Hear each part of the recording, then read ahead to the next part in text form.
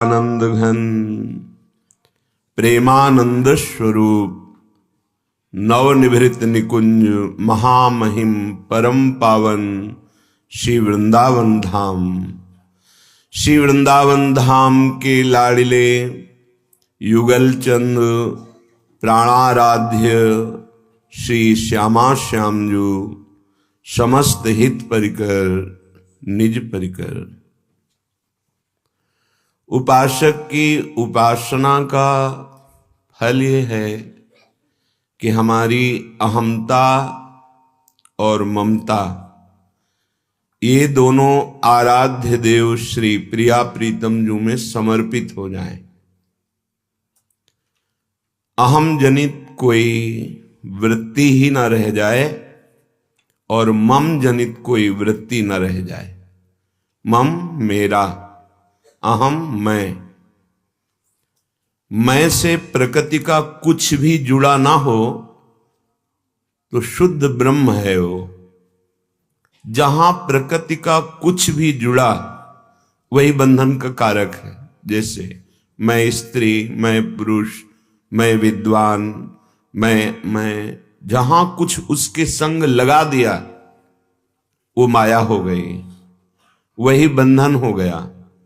शुद्ध मैं स्वयं श्री कृष्ण है और मम मेरा स्वरूप, मेरे आराध्य देव। बस प्रकृति का कुछ मेरा जोड़ा बंध गए। अब यहां भूल ये हो गई कि अहम से प्रकृति पूर्ण रूप से हमने जोड़ ली और मम प्रकृति को ही मान लिया। स्थूल शरीर, सूक्ष्म शरीर, कारण शरीर तीनों प्रकृति की रचना है। बाहर तो ये सब प्रकृति की रचना है ही। जब हम प्रकृति शब्द बोलते हैं तो हम बाहर की तरफ भागते हैं। बाहर तो स्थूल प्रकृति है, इसके अंदर सूक्ष्म प्रकृति है। जब हमारा प्रकृति से थोड़ा भी संबंध होगा तो वही परमात्मा का विस्मरण कराती है। और जब परमात्मा चिंतन में तन्मयता होती तो प्रकृति नाम की कोई वस्तु ही नहीं रहती, केवल परमात्मा। सर्वम खलमिदं ब्रह्म, ये सूक्ष्म विषय है अध्यात्म का। उपासक अपनी उपासना का फल ये प्राप्त करता है कि उसकी कहीं प्रकृतिजन्य अहमता ही नहीं रह जाती। बिल्कुल सरल भाषा में, अहमता किसी भी वस्तु, व्यक्ति, स्थान जो भी ब्रह्मा के द्वारा रचा हुआ है उसको मैं के साथ नहीं जोड़ना। और मेरा, ब्रह्मा के द्वारा रचा हुआ कोई त्रिभुवन का वस्तु, व्यक्ति, स्थान, पदार्थ, परिस्थिति, पद, मेरा, इसमें नहीं जोड़ना। मैं और मेरा, अहमता और ममता, एकमात्र प्रियाजू के चरणों में, प्रियालाल के चरणों में भक्ति और इसका पूर्ण त्याग, अपने स्वरूप में स्थित ज्ञान, ये दो ही बात हैं अध्यात्म का फल। या तो तत्वबोध या भगवत प्रेम। इस श्लोक में बहुत ऊंची अवस्था का वर्णन कर रहे हैं श्रीपाद प्रबोधानंद जी महाराज। प्रियालाल के प्रेम को प्राप्त हुए महापुरुष की कैसी स्थिति रहती, प्रायः रहनी का वर्णन करते हैं, धाम की महिमा का वर्णन करते हैं, इसमें स्थिति का वर्णन कर रहे हैं। बहुत जोर की प्रेममयी स्थिति उपासक की होती है। हम प्रेम के बाहरी स्वरूप पर ध्यान देते हैं कि आंसू निकले तो प्रेम, वो थोड़ा विकलता हुई तो प्रेम। एक प्रेम की ऐसी भी स्थिति होती है, अंतरदाव लगी रहे, धुआं प्रगटे कोय, कह जाने दिल आपनो या जासिर बीती हो। हृदय उसका व्याकुल व्यथित रहता है अपने आराध्य देव के प्रेम में। बाहर से वो शांत, गंभीर, कोई चेष्टा नहीं दिखाई दे रही, न रोमांच दिखाई दे रहा, न शुभ प्रवाह हो रहा है, एकदम उदासीन शांत, अंदर हाहाकार मचा है, प्रेम की परम व्याकुलता। ऐसे सामर्थ्य आचार्य कृपा से, गुरुदेव की कृपा से प्राप्त होती। प्रेम को पचा जाना, ये सहचरी भावापन्न महापुरुषों में स्वाभाविक ये सामर्थ्य आ जाती है। जय श्री हरिवंश रसिक ललितादिक लता भवन रंध्रन अवलोकत अनुपम सुख भर भरित विवश असु आनंदवार कंठ दृग रोकत। रोक दिया, आनंद अश्रुओं को अंदर ही रोक दिया। ये सामर्थ्य प्रेम को अंदर ही अंदर वो पचा रहे हैं, अनुभव कर रहे हैं। बड़ी सुंदर स्थिति का वर्णन कर रहे हैं। अशुक्तिरिहि चेतनाहरण हे तरेव ध्रुवम तथा पटल मंदताकार मनासवो मादकः धनम निधन वज्जहत दति दूरतः पूरतः परेश रसवारिधेर मुदित आसु वृंदावने। जिसकी अहमता ममता प्रियालाल में समर्पित हो चुकी है, यद्यपि वो जाग रहा है फिर भी चेतना नहीं है। जागृत अवस्था शरीर की है, क्रियाशील है, पर उसकी चेतना लुप्त हो गई है। कहां? श्यामा श्याम में। क्योंकि हृदय देश में प्रिया प्रीतम का प्रादुर्भाव हो गया। वो अपने आराध्य देव की रूप माधुरी लीला माधुरी में डूबा हुआ है, और आराध्य देव की सामर्थ्य उसके शरीर से चेष्टाएं करा रही। जागृत अवस्था में चेष्टा करता हुआ भी वो समाधिस्थ है। कैसी समाधि?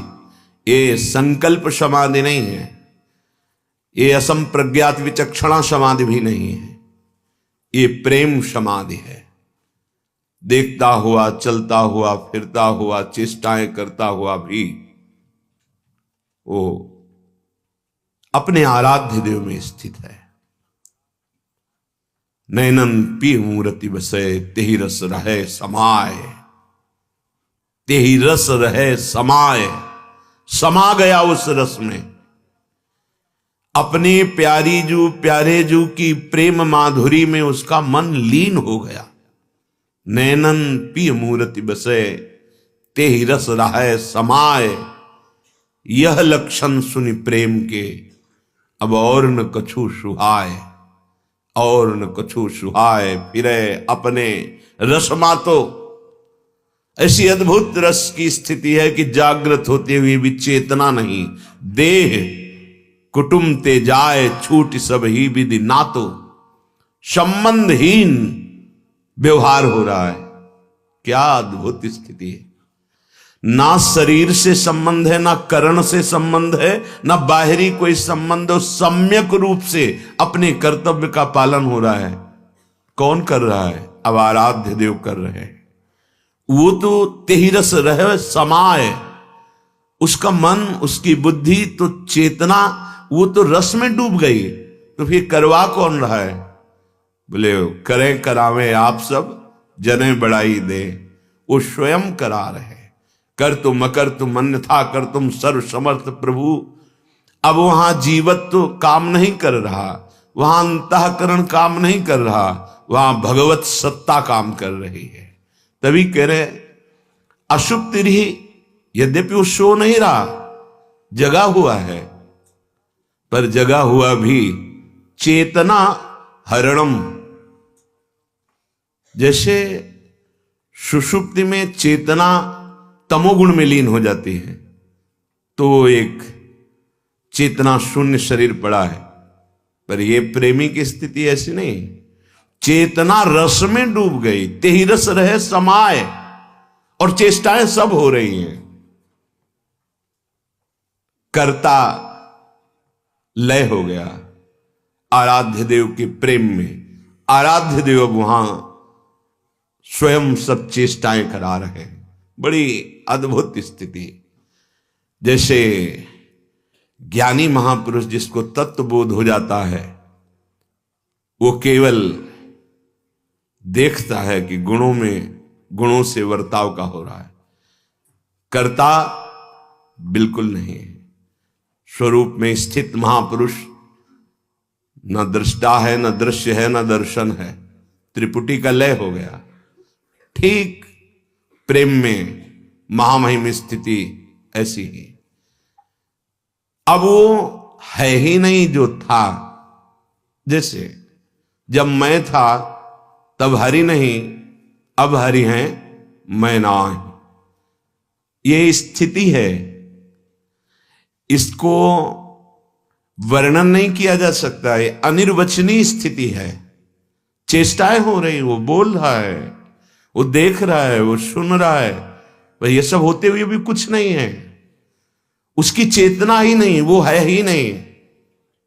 जैसे बिल्कुल उदाहरण नहीं बैठ सकता, पर चंद्र शाखा न्याय के अनुसार समझा जा सकता है कि देखो डाल के ऊपर एक हाथ चंद्रमा दिखाई दे रहा है। ऐसे ही जैसे भूतावेश होता है, वो व्यक्ति बोल रहा है, वो चेष्टाएं कर रहा है, पर वो नहीं कर रहा है, उसके ऊपर भूतावेश है। ऐसे भगवदावेश, यद्यपि वो कहां प्राकृतिक मलिन और ये चिदानंद, अब भगवत आवेश में चेष्टाएं हो रही हैं। वो करता नहीं रह गया है। बड़ी उत्तम अवस्था जो शास्त्र की स्वाध्याय, बड़ी बड़ी तपस्या साधना, इन सब का जो फल है, उन्मनी अवस्था। ये अवस्था प्रेमी को स्वाभाविक बिना किसी प्रयास के, बिना परिश्रम के प्राप्त हो गई।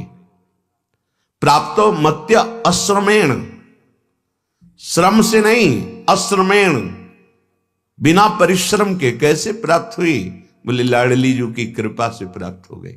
ये कृपा कब उतरती है? जब बिक जाता है उपासक। जैसे रूप लाल हितांत बिकानी, अब तो अस्तित्व ही खत्म। अपना अस्तित्व आराध्य देव के चरणों में। अब ये स्थिति है। स्थिति ये बात नहीं है, ये स्थिति है। वो स्थिति प्रज्ञ ही इस स्थिति को जान सकता है। श्रीपाद प्रबोधानंद जी महाराज जब मथुरा आए और वहां से यमुना के किनारे किनारे चले, तो एकांत देश में एक महात्मा पद्मासन लगाए बैठे हुए थे। समस्त समाधियों का ज्ञान रखने वाले श्रीपाद प्रबोधानंद जी महाराज, उन्होंने देखा कि महात्मा बहुत उच्च कोटि की स्थिति को प्राप्त है, पर कभी आंसू निकल रहे थे, कभी मुस्कुराहट आ जाती थी, कभी एकदम उदासीन चेहरा। और ये जब से उन्होंने देखा, संध्या काल तक ऐसी ही चेष्टाएं होती रही और वो स्थित ऐसे। उनका अब बिना परिचय लिए हम नहीं जा सकते, क्योंकि ऐसी हमने समाधि नहीं देखी कि अशुभ प्रवाह हो रहा, कभी एकदम खिला हुआ मुस्कुराहट भरा चेहरा, कभी एकदम व्याकुलतापूर्ण उदासीन चेहरा। ये समाधि के लक्षण हमने कभी नहीं देखे। मुझे इस समाधि के विषय में जानना है, जिसे श्री स्वामी हरिदास जी महाराज कहते हैं, आओ समाधि भीतर, चित इत उत न डुला, आओ समाधि भीतर। ये प्रेम समाधि जब जागृत हुए, श्री हरिवंश श्री हरिवंश श्री हरिवंश, तो उन्होंने कहा महाराज हम काशी से आए हुए हैं, वृंदावन, बस केवल इतना जानना चाहते हैं ये कौन सी समाधि थी? संप्रज्ञात असंप्रज्ञात विचक्षणा समाधि, इन सबका मुझे ज्ञान है, सबका अनुभव है, लेकिन ये समाधि जिसमें आंसू बह रहे हैं, मुस्कुरा रहे हैं, बाह्य चेतना नहीं है, तो उनका एक गुरु हरिवंश कृपा से हमें प्राप्त हुई है। हमारा नाम परमानंद स्वामी है, हम हरिवंश महाप्रभु के शिष्य हैं, उनकी कृपा से हमें प्राप्त हुआ है। तो आपके गुरु जी के दर्शन करना चाहते हैं, तब सेवा कुंज में महाप्रभु श्री जी की सेवा में विराजमान। ये अद्भुत प्रेम समाधि। अशुप्ति चेतना हरणम, सुषुप्ति नहीं है, अशुप्ति मतलब पूर्ण जागृत है फिर भी वो सोया हुआ सा है। चेतना हरणम, सारी चेष्टाएं हो रही, वो सोया हुआ सा है, कर्ता सोया हुआ सा है, उसमें कर्तृत्व भाव है ही नहीं, जीवत्व भाव है ही नहीं, ये सब मिट गया है।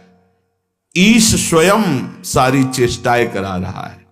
ध्रुवम, निश्चित बात मेरी मान लेना, क्या नेत्र है पर वो अंधा भी नहीं है पर दिखाई भी नहीं दे रहा है। क्या अद्भुत स्थिति। इसीलिए ध्रुवम शब्द का प्रयोग किया है कि तुम सत्य मान लेना। ध्रुव माने होता अटल, सत्य, संशय मत करना। ध्रुवम तथा पटल, नेत्र है, सत्य है, पूर्ण दिखाई दे रहा है, यह भी सत्य है, पर अंधताकारम, उसके नेत्र कुछ नहीं देख पा रहे। क्या देख रहे? सामने तो समाये हुई प्रिया प्रीतम है, क्या देखे? रूप छके घूमत रहे, तन को तनिक न भान, नारायण दृग जल बहे, यह प्रेम पहचान। जिस महापुरुष के अहमता ममता समर्पण होने के बाद रूप का प्रकाश होता है, उसकी स्थिति ऐसी होती है। श्री ललित मोहिनी जो महाराज स्थिति का वर्णन कर रहे हैं, जब नेत्र से नेत्र मिले ना, अब ये नेत्र ही नहीं रह गए। नेत्रों का स्वरूप है प्रकृति को केवल देखना, प्रकृति जनित वस्तु, व्यक्ति, स्थान, इसी को देखना। जब हम नाम जप करते हैं, मंत्र जप करते हैं, गुरु कृपा उदय होती है, तो हरिवंश नेत्रों का जागरण होता है। वो इन्हीं में हो जाता है। जैसे पृथु महाराज ने कहा 10,000 कान चाहिए, तो उनके 10,000 कान प्रकट नहीं हुए, 2 कान में ही 10,000 कानों की सुनने की क्षमता आ गई। जैसे अर्जुन जी को भगवान ने दिव्य दृष्टि दी, तो वो माथे पे नहीं प्रकट हो गए कि ये नेत्र पार्थिव और दिव्य दृष्टि यहां से प्रकट हुई, नहीं, उन्हीं नेत्रों में पावर दे दिया, सामर्थ्य दे दी। हरिवंश नयन, जिनसे आप वृंदावन देख पाएंगे, वृंदावन की निकुंज में विराजमान सहचरियों के मध्य में प्रिया प्रीतम को देख पाएंगे, वो सिर्फ हरिवंश नेत्र हैं। दूसरे किसी नेत्रों की सामर्थ्य नहीं। प्यारोढ़ुम क्षमते न यच्छु सुकादि नाम तू यह ध्यानगम। ये आंखें जब आराध्य देव के दर्शन के लिए विकल होती हैं, तो आचार्य गुरुदेव वो नेत्र प्रदान करते हैं। सच्ची मानना। तभी ध्रुवदास जी ने बहुत प्रवीणता से चौपाई की, इनहीन नयनन सब सुख देखे, अपनो जन्म सुफल कर लेख। इन्हीं नेत्रों में, मतलब इन्हीं नेत्रों में वो हरिवंश नयन जागृत होते हैं। जैसे कहा जाता है इन नेत्रों से प्रभु को नहीं देख सकते, तो प्राकृतिक रचना जो नेत्रों की हुई वो केवल प्रकृति को देखने की है, वो चिदानंद वस्तु को नहीं देख सकती। पर जब आचार्य कृपा से, गुरुदेव कृपा से हमारे नेत्रों में चिदानंद पावर आता है, सामर्थ्य आती है, तब चिदानंद का अवलोकन होता है। चिदानंद में देह तुम्हारी, विगत विकार जान अधिकारी। कोई कृपा पात्र अधिकारी जन जिसके नेत्रों में चिदानंद सामर्थ्य आचार्य गुरुदेव की कृपा से, उपासना की कृपा से जागृत हुई, वो देखता है चिदानंद रूप। और वो रूप एक बार जहां देखा तो नेत्रों में समा गया। जिससे गोपीजनों ने प्यारे जू को देखा तो अब जित देखूं तित श्याममयी है। वो जिधर देखती है केवल श्याम सुंदर दिखाई देते हैं। नरहरिदास जी बड़े महापुरुष हुए, उन्होंने कहा जाको मनमोहन दृष्टि परे, सो तो भयो सावन को आंधरो। जैसे कोई सावन में अंधा हो जाए तो उसे 12 महीना हरियाली दिखाई देती है, क्योंकि आंखें सावन में गई थी। अब आगे कुछ देख नहीं पाया, तो उसको सावन की ही छटा दिखाई देती। जाको मनमोहन दृष्टि परे, सोत भयो सावन को आंधरो, सूझत रंग हरे ही हरे, जड़ चैतन्य कछु नहीं दिखत। नेत्र जो प्रकृति का दर्शन करते थे, स्त्री पुरुष जड़ चैतन्य अच्छा बुरा, खत्म हो गया। नेत्र वही है, दृष्टि खत्म हो गई। जड़ चैतन्य कछु नहीं दिखत, जहां दिखत तहां श्याम खड़े। अब व्यूहल बिकल संभार न तन की, घूमत नैना रूप भरे। क्या करना चाहिए क्या नहीं करना चाहिए, अब हरि बैठ के करा रहे हैं। करनी अकरनी दो विधि भूले, विधि निषेध सब रहे धरे। नरहरिदास ते भय बावरे, जे यहां प्रेम प्रवाह परे। ये ब्रह्मा को भी बावरापन अभी भाग्य में नहीं आया है। कोई बिरला अहमता ममता का समर्पण करने वाला दैन्य उपासक, आचार्य कृपा पात्र, गुरु कृपा पात्र, इस बावरेपन को प्राप्त होता है। नरहरिदास ते भय बावरे, जे यह प्रेम प्रवाह परे। आंख है पर दिखाई नहीं दे रहा, क्यों? मेरी अखियां रूप के रंग रंगी, रूप के रंग रंगी। निरखी स्वरूप कुंवरी राधे को। जब गुरु कृपा हुई, आचार्य कृपा हुई, तो याही माही पगी, रूप राधे को।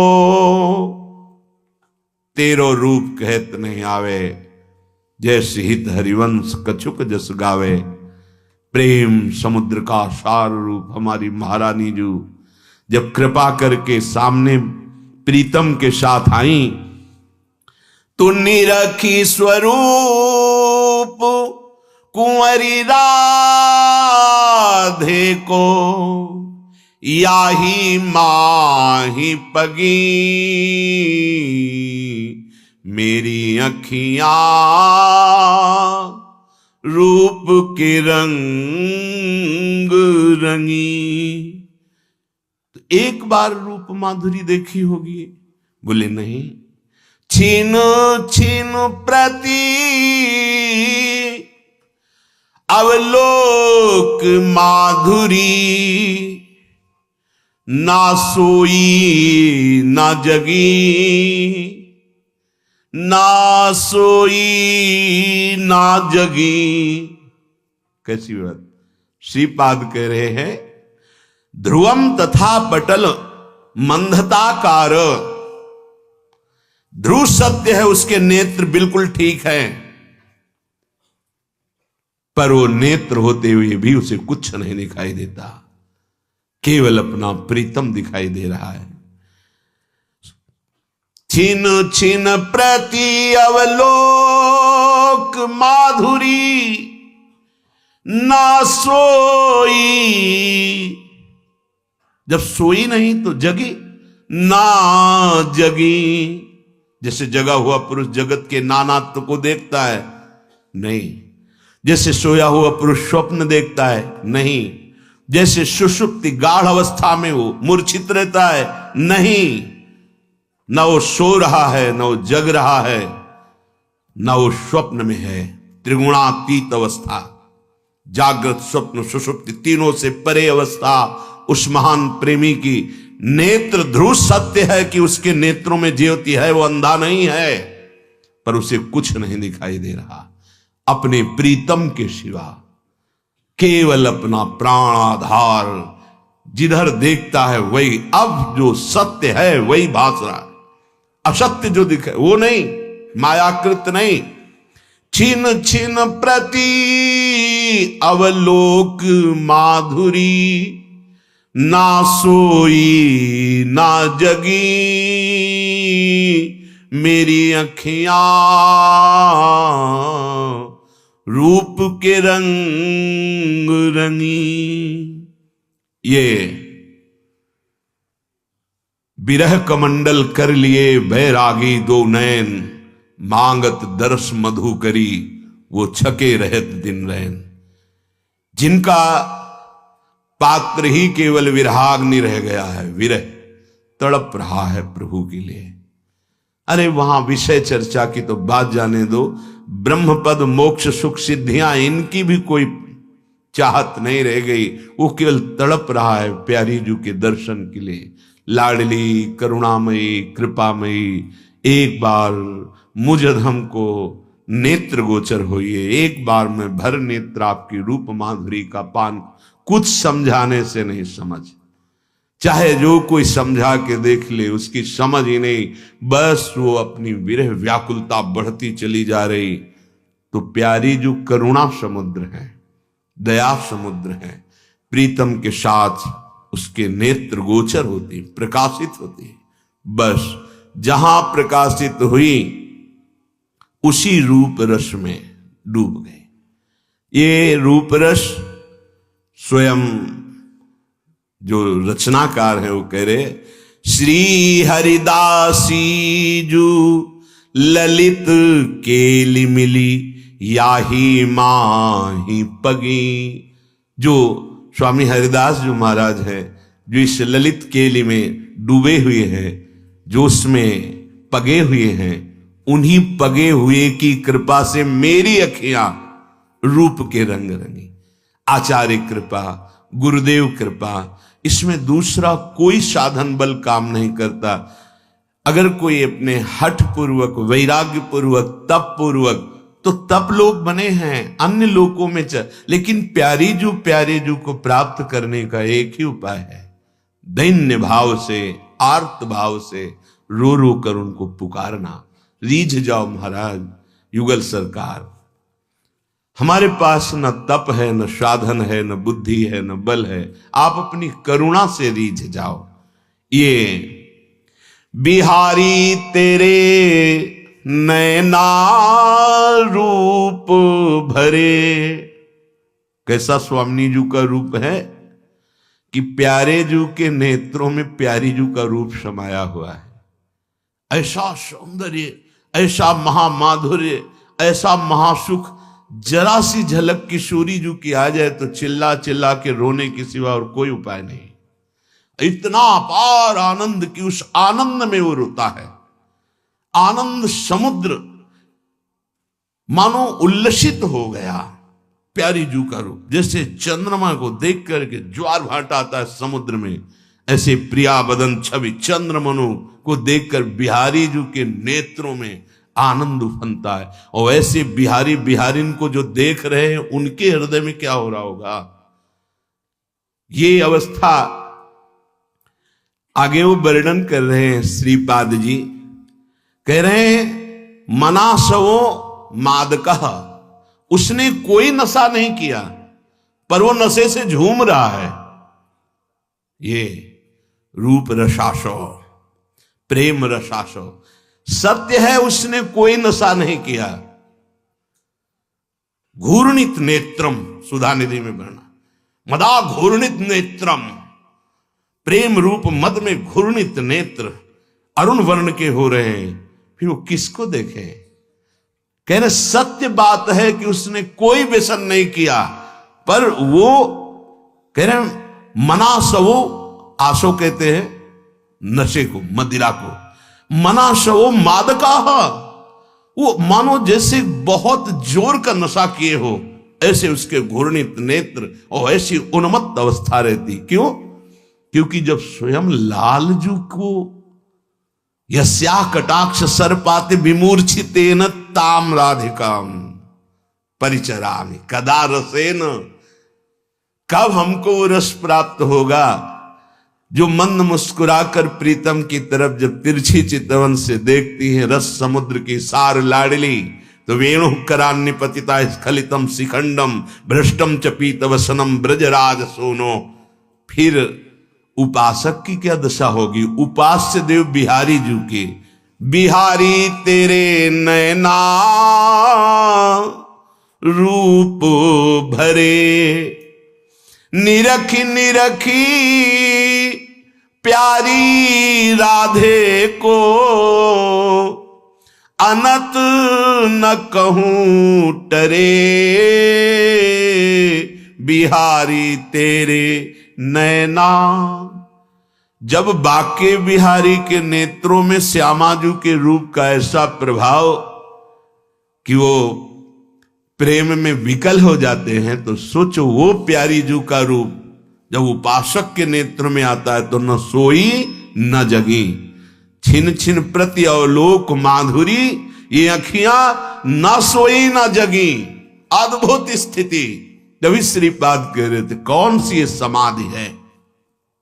सुख को सार समूह किशोरी, उमगी उमगी अंकों भरे, श्री ललित मोहिनी की निज जीवन उर्षों उरज अरे, बिहारी तेरे नैना रूप भरे।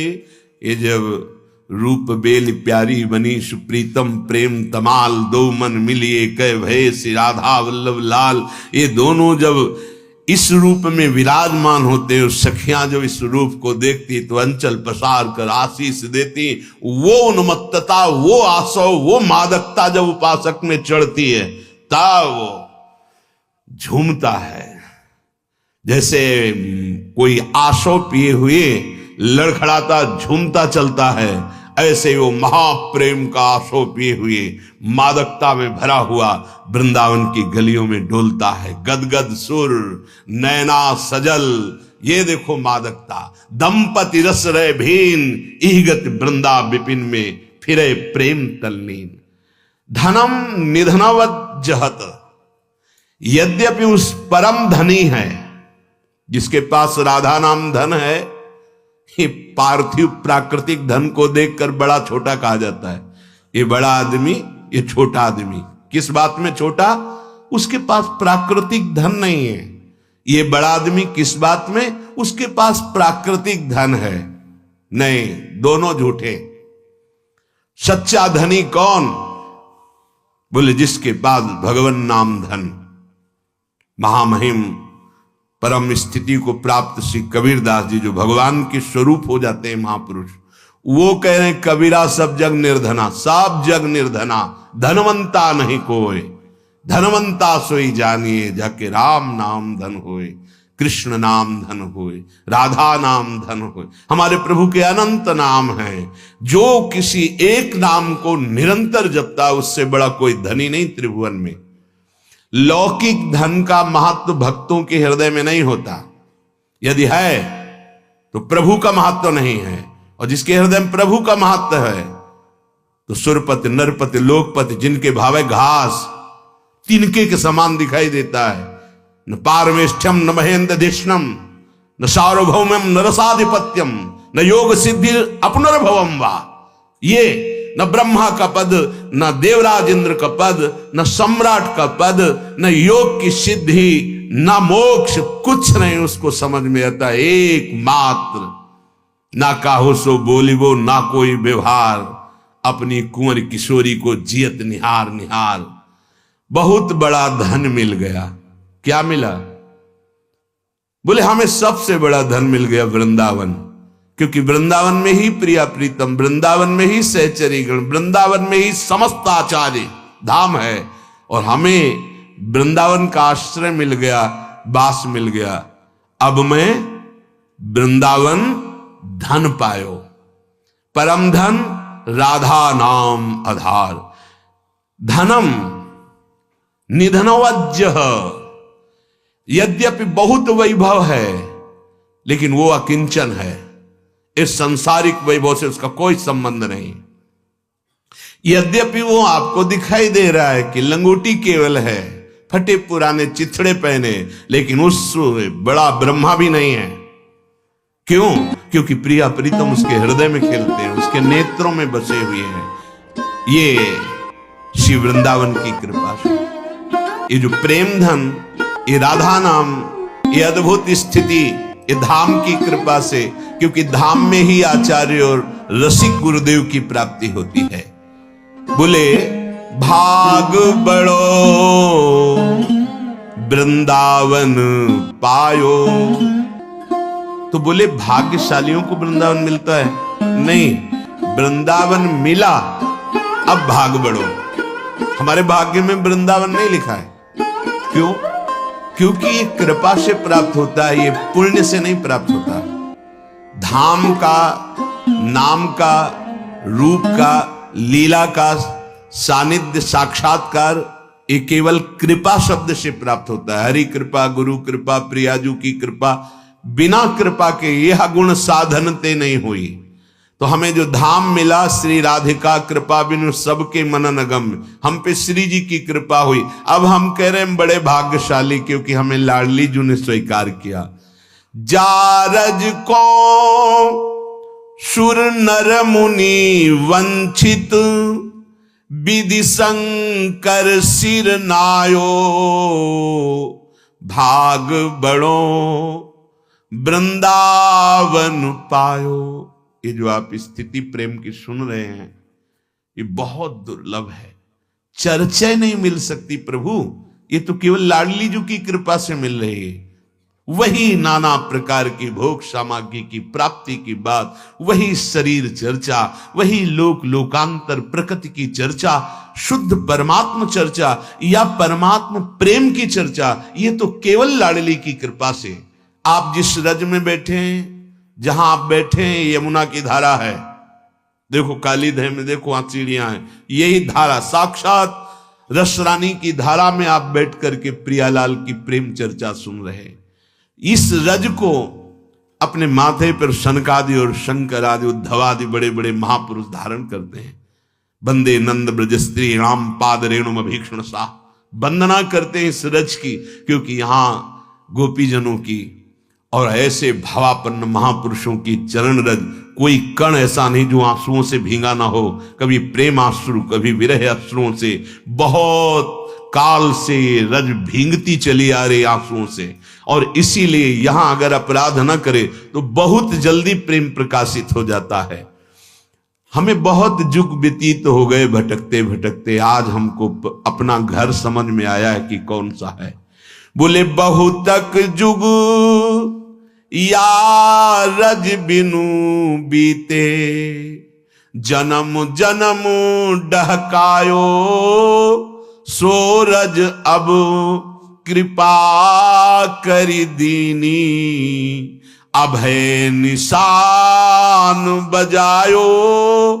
भाग बढ़ो वृंदावन पायो। बहुत भटके, न जाने किस किस देश में जन्म हुआ, किस लोक में जन्म हुआ, क्या क्या कर्म किए, क्या क्या भोग भोगे, आज तक हम इस प्रपंच से मुक्त नहीं हो पाए। आज कृपा हुई, मेरा भटकना बंद हो गया। मुझे वृंदावन धाम की रज में लौटने का सौभाग्य, प्रणाम करने का सौभाग्य, बैठने का सौभाग्य, यहां आने का सौभाग्य। वृंदावन में जो कबहू कछुक भजन नहीं होए, रज तो उड़ी ला गए तने। मात्र रज उड़ करके लगी कि समस्त पापों का नाश। ये बड़ी दुर्लभ रज है। सद्यो वशीकरण चूर्ण मनंत शक्तिम तम राधिका चरण रेणु। मनुष्मरा में रज रोज शरीर में लगी रहे, एक दिन इसी शरीर का आलिंगन श्री कृष्ण करेंगे, विश्वास कर लेना। सद्यो वशीकरण चूर्ण मनंत शक्तिम, अनंत शक्ति संपन्न तत्काल यो ब्रह्म रुद्र शुक नारद भीष्म मुख्य रालक्षितो न सहसा पुरुषस्य तस्य सद्यो वशीकरण चूर्ण मनंत शक्तिम तम राधिका चरण रेणु मनुष्मरामि। बड़े बड़े महापुरुष जिनको ध्यान में धरने की चेष्टा करते सहसा नहीं आते, उन परम पुरुष श्री कृष्ण को अधीन करने की सामर्थ्य रजरानी रखती है, क्योंकि स्वामिनी जी के चरण चिन्हों से चिन्हित ये महामहिम वृंदावन की रज है। सूरज अब कृपा करी दीन्ही, तो अब अभय निशान बजायो। आई मिल्यो परिवार आपनो, हरि हंसी कंठ लगायो। बहुत समय से भूला हुआ माया के मेले में भटक रहा था। हमें पता ही नहीं था कौन अपना है। हम पता नहीं किस किस को अपना अपना मानते गए, लेकिन आज पता चला कि मेरा घर जहां से हम भटके थे परम धाम वृंदा विपिन है, हमारे घर वाले हरि और प्रिया जी हैं। आज अपने घर लौट पाए हैं। संसार के मेले से भटकते भटकते कृपा हुई, सदगुरु ने खींचा। कहां भटक रहा है तू? तो इनका है। जैसे तू इन सबका नहीं है, मैं पहचान गया, तू तो राजकुमार है। अरे तेरे माता पिता तो बहुत बड़े राजा हैं। अरे चल, कहां गलियों में भीख मांगते घूम रहा है, कहां विषय टुकड़ों के लिए लालायत धक्के खाते घूम रहा है। देख आनंद समुद्र तेरा अंशी तुझे पुकार रहा है, तेरा घर है आनंद समुद्र का परम धाम वृंदा विपिन। तो आई मिल्यो परिवार आपने, हरि हंसी कंठ लगा। दौड़ पड़े हरि, बहुत दिनों से बिछड़ा था ममई वांसो, मेरा बच्चा तू घूम गया इस माया की भटकन में, अब मेरे सन्मुख हुआ है, मेरे हृदय से लग। श्यामा श्याम जु बिहरत दो, सखी समाज मिलायो, भाग बड़ो वृंदावन पायो। श्यामा श्याम, एक बांस श्यामा जी ने पकड़ी, एक श्याम सुंदर ने, और सब सखी समाज से। ये देख मेरी प्यारी ललिता जी, ये विशाखा जी, ये चंपक लता जी, ये चित्रा जी, ये तुंग विद्या जी, इंद्रलेखा जी, रंग देवी जी, ये देखो सुदेवी जी, और ये समस्त सहचरी मंडल। अब ये तेरा घर है। अब अनंत जन्मों से जो तू भटक रहा था आवागमन से मुक्त, अब तू मेरे पास रहे, मेरे महासुख का अनुभव कर। उनकी कृपा कोर से अब शोक संताप खत्म हो गया। घर आ गए ना, अब कोई श्रम नहीं, कोई शोक नहीं, कोई संताप नहीं। शोक संताप करो मत कोई, ये दांव भलो बनी आयो। सिरसिकु बिहारी की गति पाई, धन्य धन्य लोक कहायो। धन्य धन्य धन्य ते जिनके उपास हैं। आज मैं धन्य हो गया, मुझे वृंदावन अपना घर मिल गया। अपना घर है वृंदावन। घर वाले श्री हरि जू, श्री किशोरी जू, समस्त सखियां इन्हीं के अंश हैं, यहीं से भटक चुके हैं, आज वापस आए हैं। अब शोक संताप, बहुत बड़ी कृपा हो गई। अब है निशान बजायो, अब हम जीत गए, अपने घर आ गए। जैसे भटका हुआ व्यक्ति जो अपने परिवार वालों से मिलता है, परमानंद का अनुभव होता है, पर वो विनाशी परिवार, वो विनाशी घर, फिर भटकना पड़ता है, फिर माया बिछड़ा देती है, फिर शरीर छूटा, फिर नए संसार। अब नहीं होगा ये, अब हमारा अंतिम जन्म है, क्योंकि हम श्रीधाम वृंदावन प्यारी जी के चरणों का आश्रय और रसमयी उपासना, प्रेममयी उपासना। यदि वृंदावन का कहीं अखंडवास मिल गया, यहां साधना प्रधान भूमि नहीं है। बसिबो श्री वृंदावन को नीको, छिन छिन प्रति यहां अनुराग बढ़त है। पक्की बात, बस एक ही बात है कि अपराध अगर बन जाएगा तो ये वैष्णव धाम है, वैष्णव का अपराध बन जाएगा तो फिर कृपा आपको प्रेम में नहीं डुबोएगी। पक्की बात सुन, नहीं, आप बने रहने मात्र से प्रेम का वर्धन होता है। चलत फिरत सुनियत यह है श्री राधा वल्लभ लाल, ऐसे वृंदा विपिन में बसत रहो सब काल। लेकिन जब हम गुरुजनों की आज्ञा में नहीं चलते, आचार्य वाणी के अनुसार नहीं चलते, तो हमसे अपराध भयंकर अपराध बन जाते, गुरुद्रोह जैसे अपराध बन जाते, वैष्णव द्रोह जैसे अपराध बन जाते। फिर वो हृदय शुष्क भटकते रहो। ना पाई है बिन स्वामी यह केल, विपिन बसत बैराग्य जुत ज्यों लरिकाई खेल। वृंदावन में रहते हुए, वैराग्य युक्त रहते हुए भी नहीं मिलेगा, नहीं मिलेगा, नहीं मिलेगा। क्यों? वैष्णव अपराध, गुरुद्रोह। गुरुद्रोही कौन होता है? जो गुरु के वचनों की, आज्ञा की वृत्ति ही नहीं धारण करता है। तेन वचन मानत गुरुद्रोही। गुरुद्रोही किसे कहा गया? जो उनकी आज्ञा का उल्लंघन करता है। उनकी आज्ञा हमारी वृत्ति बन जाए, एक एक वृत्ति उनकी आज्ञा पे ही चले, तब बात बनती। तो यहां छिन छिन प्रति अनुराग बढ़त दिन, प्रतिदिन यहां स्वयं अनुराग बढ़ता है। ये अनुराग भूमि है। अब निज धर्म आपनो कहे, तहां नित्य वृंदावन रहत बहत प्रेम सागर। जहां आप जहां रह रहे, प्रेम समुद्र है ये। बचोगे नहीं, डूब जाओगे प्रेम समुद्र में। और इसमें डूबने के लिए बड़े बड़े परमहंस याचना करते हैं। आप वृंदावन में आकर के यदि अपराध रहित जीवन व्यतीत करें तो बहुत जल्दी प्रेम, पर यहां चूक हो जाती है। हम प्राकृतिक नगर की तरह यहां बर्ताव करने लगते हैं, हर समय सावधान। गुरुजनों की जब उनकी व्यवहार को देखो तब लगता है कितनी ऊंची भावना है। 4 पत्ती लेनी है तो हाथ जोड़कर लता से ऐसे प्रार्थना करते हैं, हे तमाल की लता जो श्री जी की सेवा के लिए 4 पत्ती हमें झूला में लगाने के लिए आपसे चाहिए, आप कृपा करके दो। प्रणाम किया और भिक्षा रूप ऐसे की, फिर वो पत्ती। चाहे किसी भी वृक्ष लता से, इतने सावधान। किसी की कभी कोई चर्चा नहीं, किसी की कोई चर्चा नहीं, ना स्तुति ना निंदा, बंद। अगर चर्चा कभी हुई तो पद, सुधा निधि, सेवकवाणी, बस। इसके सिवा कोई शब्द नहीं सुना। किसी व्यवहारिक व्यक्ति, वस्तु, स्थान की चर्चा ही नहीं, किसी की नहीं। काहे को वृंदावन श्री जी ने बुलाया है।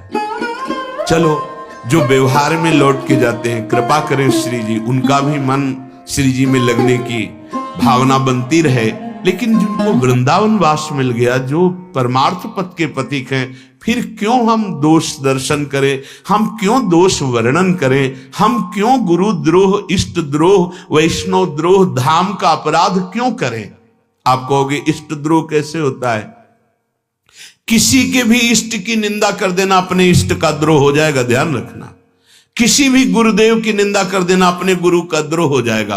किसी भी आचार्य की निंदा कर देना अपने आचार्य का द्रोह हो जाएगा, क्योंकि अपने ही आचार्य, अपने ही गुरुदेव सर्व रूप में विराजमान है। यहां अगर अपराध रहित रहा जाए तो कह रहे छिन छिन प्रति अनुराग बढ़त दिन, दरस बिहारी जीव को बसिबो श्री वृंदावन को नीको। नैन श्रवण रसना रस अचवत, अंग संग प्यारी पीको।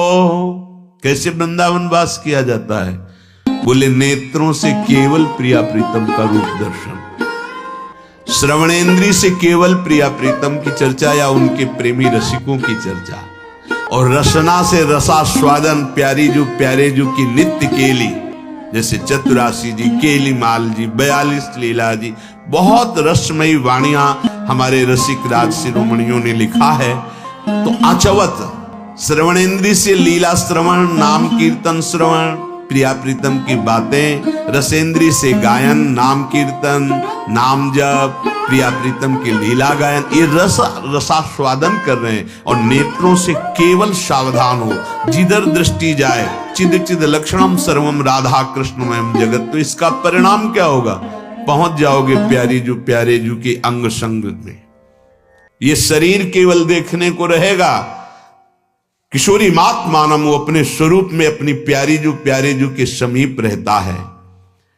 सी बिहारी बिहारी निदासी अंग संग, बिछुरत नाही रति को। एक रत्ती भर के लिए भी कभी प्रिया प्रीतम से उस उपासक का वियोग ही नहीं होता, जो वृंदावन का अखंड वास स्वीकार करके अपराध रहित दैन्य भाव से निरंतर प्यारी जो प्यारे जो की भावना में उनकी लीला गुण गायन में, उनके नाम चिंतन में रहता है, वो एक रत्ती भर भी कभी वियोग नहीं प्राप्त करता, हर समय प्यारे जू के समीप रहता है। इसीलिए कह रहे यद्यपि उसके पास प्राकृतिक बहुत वैभव है, फिर भी वो अकिंचन है। यद्यपि वो अकिंचन है, फिर भी वो परम धनी है। दोनों राह से समझ, जैसे प्रथम में कहा यद्यपि वो सो नहीं रहा, जगा हुआ है, पर वो चेतना रहित है, वो आंखें खुली हैं, ध्रुव सत्य है, उसकी आंखों में ज्योति है, पर उसे कुछ नहीं दिखाई देता, केवल प्रिया प्रीतम। ऐसे ही कह रहे हैं धनम निधनवज्ज, यद्यपि वो परम वैभवशाली है, पर वो अकिंचन है। यद्यपि वो अकिंचन है, पर वो परम धनी है, क्योंकि प्रिया प्रीतम उसके धन है, उनका नाम धन है। दूरतः पूरतः, सबसे वो दूर है और स्वयं में भरपूर है। बड़ा स्थिति का सूक्ष्म वर्णन कर रहे हैं। अति दूरतः पूरतः, यद्यपि वो सबसे दूर है, क्या स्थिति, और इस स्थिति में वो उपासक पूर्णतः पूर्ण हो है, पूर्ण भाव में प्राप्त हो चुका है। पर पूर्णता होते हुए भी ये रस कभी पूर्णिमा नहीं होती इस रस में, क्योंकि प्रतिक्षण वर्धमानम, पूर्ण होते हुए भी वो पूर्ण नहीं है।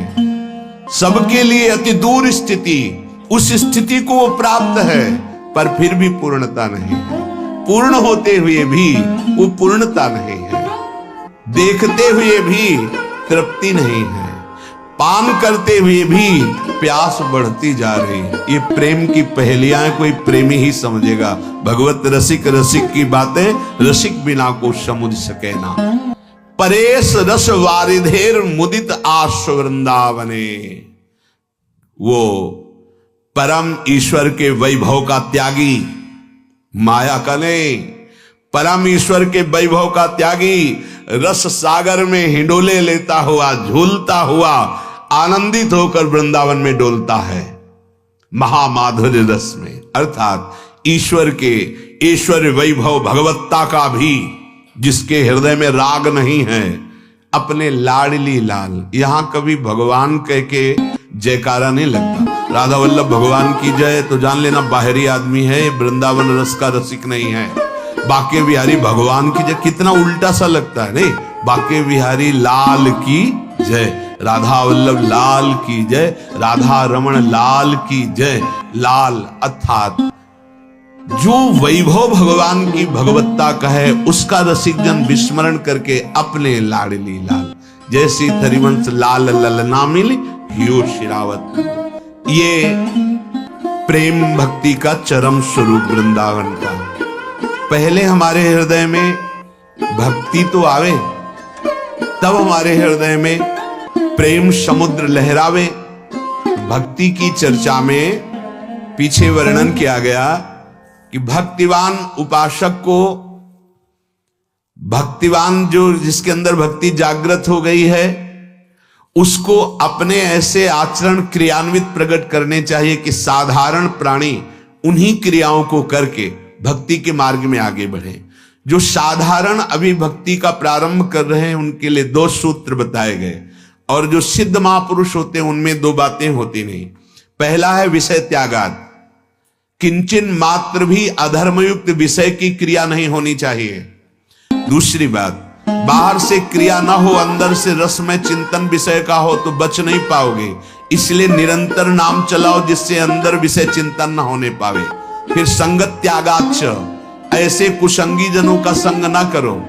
जैसे मोबाइल बहुत बड़ा कुसंगी भी हो सकता है, सत्संगी भी। अगर सत्संग सुनोगे तो सत्संगी हो गया, और अगर आप गंदी बातें देखोगे तो कुसंगी हो गया। ऐसा व्यक्ति जो आपको गंदी बातें सिखाता है, गंदी बातों में चलाता है, जो ऐसा प्रलोभन देता है सांसारिक भोगों का, अधर्म का, उसका त्याग। संगत त्यागाच च विषय त्यागाच। दूसरा, अव्यावृत भजनात्, अखंड भजन का अभ्यास। श्वासा श्वासा नाम जपे तो दुविधा रहे न कोई। भगवत प्रेम प्राप्ति में दुविधा नहीं रह जाएगी हर श्वास में यदि नाम जप कर रहे हो। श्री भूरी सखी जी ने कहा है कि नाम श्वास दो बिलक चलत है, इनको भेद नमो को भावे, श्वास नाम नाम ही श्वासा नाम, श्वास को भेद मुटावे, रोम रोम जब रग रग बोले तब कछ स्वाद नाम को पावे। ध्यान दीजिए, श्वास और नाम, नाम और श्वास एक हो जाएं, अव्यावर्त भजनात् अखंड भजन। आगे बात भक्ति की कही कि लोकोपि, अगर आप व्यवहार में हैं तो गुण श्रवण कीर्तन, नाम कीर्तन, गुण गायन, भगवान की लीलाओं का गायन कर रहे हैं, पदों का गायन कर रहे हैं, श्रवण, उनकी लीलाओं का श्रवण कर रहे हैं, उनका चिंतन कर रहे हैं। यदि आपकी जबान नाम कीर्तन नहीं करती, नाम जप नहीं करती, भगवत लीला गायन नहीं करती, तो बोले मेढक की जीभ के समान। आपके कान भगवत चर्चा नहीं सुनते, नाम कीर्तन नहीं सुनते, बोले सांप के बिल, जहां सांप जाता है ऐसे बिल के समान, क्योंकि विषवत बातें जा रही तुम्हारे कानों में। जिनके नेत्र भगवान का दर्शन करने के लिए व्याकुल नहीं होते, श्री विग्रह का दर्शन नहीं करते, संत दर्शन नहीं करते, वो नेत्र केवल चिन्ह मात्र हैं, इनसे कोई लाभ नहीं लिया आपने। नेत्रों का यही फल है, संत दर्शन, भगवत दर्शन, श्री विग्रह के दर्शन। आगे वर्णन कर रहे हैं, भक्तिम लब्धवतः साधो किमन्यद् वशिष्यते, मयि अनंत गुणे ब्रह्मण्यानंदानुभवात्मनि। भगवान कहते हैं कि मैं अनंत गुणों से संपन्न, अनंत गुणों का समुद्र हूं, मैं सच्चिदानंद हूं, मैं ही ब्रह्म हूं। बड़ी कृपा करके बता रहे हैं, जो मेरी भक्ति करता है उस साधु पुरुष को कुछ भी प्राप्त करना बाकी नहीं रहता। ज्ञान, महिमा, गुण, ऐश्वर्य, भक्ति सब कुछ प्राप्त हो जाता है। जब मैं ही प्राप्त हो जाता हूं तो फिर बकाया क्या रह जाता है, अर्थात वह कृतार्थ हो जाता है। जहां तक मेरे नाम की आवाज जाती है वहां तक का वातावरण पाप रहित हो जाता है। इसीलिए नाम कीर्तन की बहुत महिमा है। नाम संकीर्तनम यस्य सर्व पाप प्रणाशनम। यहां तो गूंजता रहता है, 25 जगह वृंदावन में अखंड नाम कीर्तन चल रहा है, 50 वर्षों से चल रहा है। ऐसा कोई घर नहीं जहां ठाकुर सेवा ना होती हो, ऐसा कोई उपासक नहीं जो नाम जप न करता हो, भगवत गुणगान न करता हो। शास्त्रों की संख्या में भागवत होती रहती है। एक तो आप देखते हो प्रोग्राम के रूप में बड़ा विस्तार नहीं, हर घर में भगवत चर्चा होती रहती है, हर घर में अनुष्ठान भगवत भजन का होता रहता है। ये धाम है। अगर आपके घर में कीर्तन होता है, बार बार इसलिए कहता हूं कि सबकी शिकायत रहती है, कोई ऊपरी चक्कर हमारे घर में, बड़ा दुख, बड़ी विपत्तियां आ रही, नाम कीर्तन करो। किसी की भी ताकत नहीं अपवित्रता फैलाने की वहां, न भूत, न प्रेत, न पिशाच, न राक्षस, न कोई ग्रह, न कोई नक्षत्र। मान लीजिए जो पे कृष्ण चरण मन अर्पित तो करी है का नवग्रह रंक, कोई नहीं बिगाड़ सकता है। यदि आप नाम कीर्तन घर में करें तो आपका घर तीर्थ हो जाएगा, पाप रहित हो जाएगा। पर आपके हृदय में इतनी अपवित्रता है कि नाम कीर्तन जोर जोर से नहीं कर सकते। जो करते हैं धन्यवाद है, प्रणाम योग्य है वो घर जिसके घर में भगवान का भोग लगता है, नाम का कीर्तन होता है, भगवत चर्चा थोड़ी देर ही सही, 30 मिनट ही चाहिए, सब परिवार के जन बैठ करके रामायण है, भागवत है, गीता जी, उसकी चर्चा, तब बच्चों में संस्कार पड़ते हैं। जहां तक मेरे नाम की ध्वनि जाती है वहां तक का वातावरण निष्पाप होने लगता है। मृत्यु काल के समय यदि किसी को भी भगवान नाम सुना दिया जाए तो उसकी परम गति हो जाएगी। ये बहुत बढ़िया बात है। आपके आस पड़ोस में कोई भी पधार रहा हो, बिना बुलाए आप जाइए, आपको रोका जाए तो भी आप जाइए, और कान के समीप जाकर के राधा राधा राधा उठिए चले आइए। ये बहुत बड़ा दान हो गया। क्यों? अब वो शैया पे पड़ा हुआ है, भले 8 घंटे बाद पधारे, लेकिन उससे अब कोई पाप नहीं होगा। और उसको आपने नाम दान किया, नाम सुना दिया, उसका तो परम कल्याण होगा ही। उस परम कल्याण का लाभ आपको प्राप्त होगा। आपका परम सुखमय जीवन और परलोक की प्राप्ति, परमानंदमयी वृत्ति आपके हृदय में आ जाएगी। किसी का भी शरीर छूटता हो, चाहे पशु का ही क्यों ना हो, देखो ये दान करके कोई जीव तड़प रहा है, आपको पता है मरेगा, कान के समीप गए, राधा राधा राधा राधा, 2 बजे रात्रि की परिक्रमा सीधा वृंदावन की, तो उधर पानी घाट की तरफ एकदम एकांत, यहाँ कुछ नहीं था, जहां बैठे कुछ, ये सब लताएं ही लताएं थी। ये 26 वर्ष पहले की बात, लताएं ही लताएं थी, कोई एक भी भवन नहीं था। वो पानी का वो जो होता है जहां से ट्यूबवेल जिसे कहते हैं, वो केवल 1-2 जगह थे बस। तो उधर तो और ही एकदम शांत एरिया। तो हमें लगता है कुत्तों ने, कोई एक ऐसे सियार जैसा पशु था, उसको बहुत ऐसे, वो अंतिम सांसें गिन रहा था। देखा तो हृदय द्रवित हुआ कि बहुत कष्ट है उसका, बार बार ऐसे मुंह करके ऐसे, उसको रज तो थी ही उस समय, रोड नहीं बना हुआ था, रज रानी थी, रज में ऐसे हाथ करके ऐसे राधा राधा राधा, 2-3 मिनट ही बैठे रहे। और जब आखिरी उसकी श्वास थी तो उसने जो हमारी तरफ देखा, ऐसा लग रहा था मेरे प्रभु देख रहे। एक अद्भुत शीतलता, एक अद्भुत आनंद, और उसका शरीर पूरा। अगर किसी पशु का भी शरीर पूरा हो रहा है तो आप राधा राधा उसके कान में सुना दीजिए, आपके जीवन के लिए बहुत बड़ी धरोहर हो जाएगी, बहुत बड़ा सुकृत बन जाएगा। यदि वो कहीं बोलने लायक है और उससे बुलवा दिया जाए, राधा राधा एक बार बोल दो, राधा एक बार, तब तो और महामंगलमय। बोलने लायक नहीं तो कान में सुना दो। अगर नहीं सुन पा रहा, नहीं बोल पा रहा, ऐसी स्थिति हो गई तो 5 मिनट कीर्तन कर दो, यमदूत नहीं आएंगे, उसका कल्याण हो जाएगा, उसे परम पद की प्राप्ति हो जाएगी। जहां प्रभु का नाम कीर्तन होता है, पर एक बात है, नाम जप और नाम कीर्तन करने वाले के लिए 10 अपराधों से बचने की बात कही गई है। अगर ये 10 अपराध हैं तो नाम अपना प्रभाव गौड़ कर देगा, जो उसका मुख्य प्रभाव है वो जागृत नहीं होगा। मर्यादा रखी गई है, नाम जप करने वाला उपासक, नाम कीर्तन करने वाला उपासक इन 10 अपराधों से बचे। यदि नाम जापक, नाम कीर्तन करने वाला इन 10 नामापराधों से बच जाए तो बहुत बड़ा उसके जीवन में और उसके संकल्प में बड़ी ताकत होगी, बड़ा प्रभाव पड़ेगा। पहला, नाम के 10 अपराध हैं। पहला अपराध है किसी भी संत वैष्णव की निंदा, जो चूक कर देते हैं। अगर आप संत वैष्णव की निंदा करते नाम जापकों की, तो कभी नाम सिद्ध नहीं हो सकता, नाम का प्रभाव आपके ऊपर नहीं पड़ेगा, और सत्य विषय कि आप नाम चला नहीं सकते, बाधा पड़ जाएगी, विक्षेप हो जाएगा। पहला है नामापराध में संतों की निंदा, वैष्णव जनों की निंदा, ये कभी न करे, गांठ बांध ले। अगर कोई संत वैष्णव की निंदा कर रहा है तो कान में अंगुली डालो, ऐसा सिद्धांत है। संत शंभु श्रीपद अपवादा, कही सुनी तहां असमर्यादा, काटी जीभ तासु जो बसाई, और श्रवण मूंद नत चले पराई। यदि कोई अपने गुरुदेव की, किसी संत भगवान की, किसी वैष्णव की निंदा कर रहा है तो तत्काल उसको रोक दे। भगवत चर्चा करते नहीं बनता, खुद अपने को संभालने की चेष्टा करने के लिए शास्त्र सिद्धांत बने। उन शास्त्र सिद्धांतों में किसी को नाप करके उसकी निंदा करने की नहीं, उसको, उसकी जबान को बंद कर दे।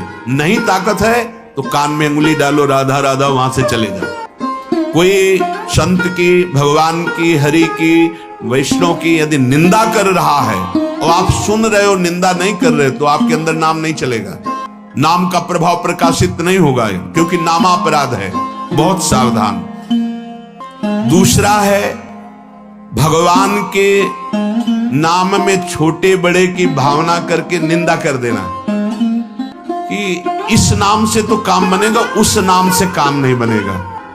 ऐसा जो कह रहा हो वो नाम जप ही नहीं सकता, उसके अंदर नाम का प्रकाश हो ही नहीं सकता, क्योंकि समस्त नाम हमारे प्रभु के हैं। जो नाम प्रिय, जो गुरुदेव ने दिया, तुम्हारे लिए जीवन सर्वस्व है, पर तुम निंदा किसी भी नाम की नहीं। किसी भी नाम को छोटा बड़ा करके ऐसे नहीं वर्णन करना कि उस नाम से तो नहीं होने वाला, इस नाम से होने वाला है। तो जब उस नाम से नहीं होगा तो उसी परमात्मा का ये भी नाम है, फिर कैसे हो जाएगा? ध्यान देने योग्य बात, हमारे लिए जो गुरु जी ने हमें नाम दिया ये सर्वोपरि है हमारे लिए, पर हम किसी नाम जापक को ये नहीं कह सकते कि आपकी उपासना या आपका नाम जब, ये वो नहीं, ऐसा नहीं। सब भगवान के नाम समान फल देने वाले हैं। तीसरा, गुरुदेव का किसी भी प्रकार से अपमान कर देना। नामदाता गुरुदेव का अपमान कर दे तो नाम भला कैसे प्रकाशित हो सकता है? कैसे मंत्र प्रकाशित हो? कैसे तुम चल सकते हो परमार्थ में? कदम नहीं चलोगे, आ जाओगे उन्हीं विषय सेवन में, वैसे ही आ जाओगे। जहां से गिरे हुए उठे थे उससे भी नीचे गिर जाओगे। ये भगवत मार्ग है। पहला, संतों की, वैष्णव जनों की निंदा करना, ये नामापराध। दूसरा, भगवान के नामों में छोटा बड़ा ऐसा भाव करके किसी भी नाम को लघु या हे कह देना। तीसरा, गुरुदेव का किसी भी प्रकार से अपमान कर देना। चौथा, शास्त्रों की निंदा करना, किसी भी शास्त्र की निंदा करना।